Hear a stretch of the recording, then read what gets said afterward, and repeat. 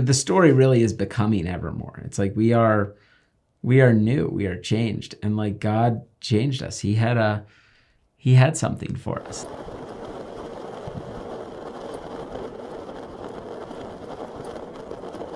Saul had this experience with God on the Emmaus Road where he experienced something, and it was so amazing and life-changing that he then began to say, I'm a new person. He went from Saul to Paul. In the Bible, that happens several times where like people's names are changed when they're impacted so deeply, so profoundly.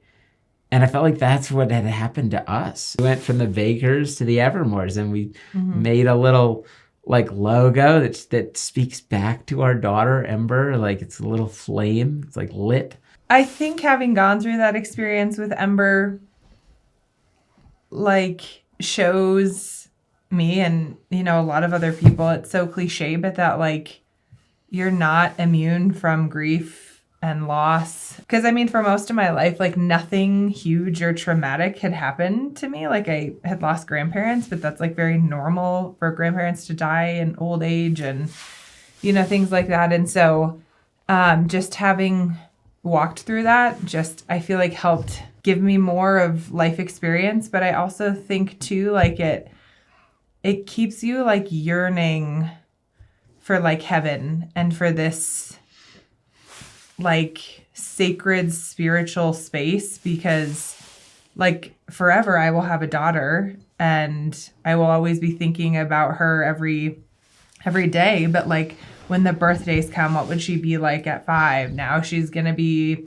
15. She would have been driving by now. Maybe at 25, she's getting married. Like, I don't know. But, like, all those things just bring you back to, like, what could have been. Your heart just will never be full. But, like, in some ways, it's, like, a good thing. It's, like, this good longing for something that you will eventually get to, even if you don't get to experience it in this life. Our time with Ember was like this, like, very quick thing. It was like moments. And I realized that's all we have. That's all we share. Like, at any moment, it can be over. Like, in 1 second, it can be over, and our lives could change. We live in a world where death is real and people could just die. And that put me in touch in a new way where I got really intense about, like, wanting to invest in my kids, have a plan for my kids, have a map out set of ideas for my kids. And really that led to the following year, us climbing El Capitan with Sam, and doing some really, really big things with our kids. It took, like, tremendous amounts of time and focus and love and support. And it was out of that, like, we started thinking about where we wanted to live. And, like, we actually, like, completely changed our address. Like, instead of living in a little suburb, like in a cul-de-sac, we went out and we had a set of yaks and a little mini farm. Yeah. And because we wanted the kids to walk down this hill and, like, go pick up chicken eggs, which we would, like, cook for breakfast.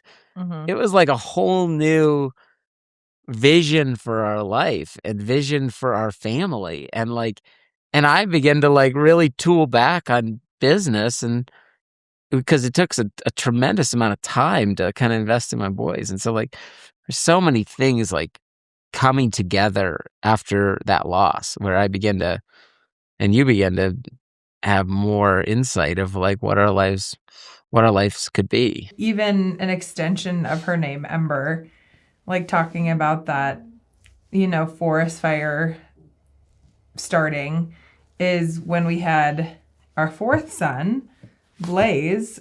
We just thought that name was so fitting. Yeah. To have a son named Blaze. So, like, we became the Evermores, and then we had Blaze, we were, like, set ablaze. And yeah. I love that name now, because, like, when Joe had first suggested it, I was kind of like, I've heard of that name before.